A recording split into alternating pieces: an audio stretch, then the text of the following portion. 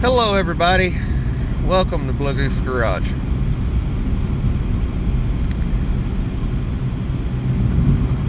I had to park the Blue Metro a few months before I was going to. I was planning on parking it after March, but the whole time I've been driving that car, it was Bev Trap. And I had a brake line blow out, and all the brake lines under that car from about the driver's seat backs rotted. It wasn't worth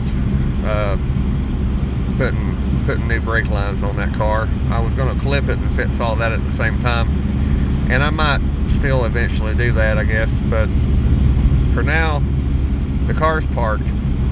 It drove 3,000 miles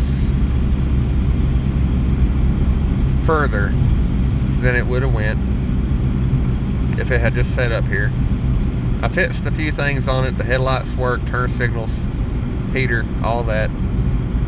But I think it's just time to park it and start driving something else. I might eventually build it back as a nicer Metro. I might fix that car up and paint it and make it look a little better and stuff, and make it to where I could actually have a passenger in the car if I wanted to. But for now, I'm calling it. I'm back in the Neon, which itself decided to have an issue, and I'll tell you all about that in a minute.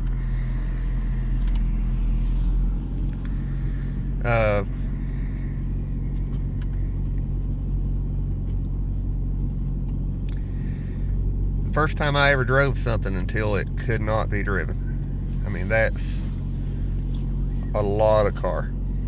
Been a hell of a lot of car.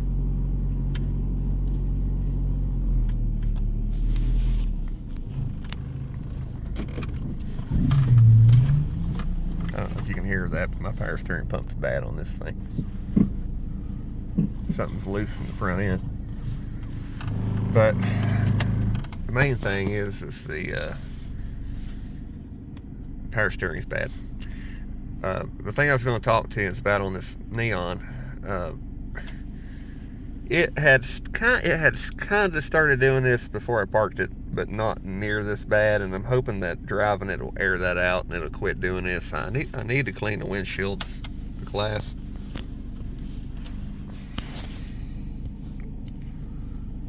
The car, I don't know if you can see it, but there is a little bit of a haze in here.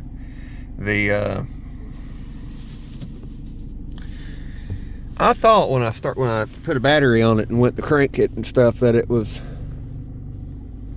the heater core, and it does have something to do with the heater core, but the heater core itself isn't leaking. The heater box filled up with rainwater during that hurricane, and it sat up here the whole time with rainwater in my heater box, and it's cracked the heater box. It messed up how the vent controls work, and it smells like a swamp in here. Hopefully driving it will boil all that out of it, and it'll go away. But also my air conditioner ain't working. But this shit's got almost 303,000 on it. So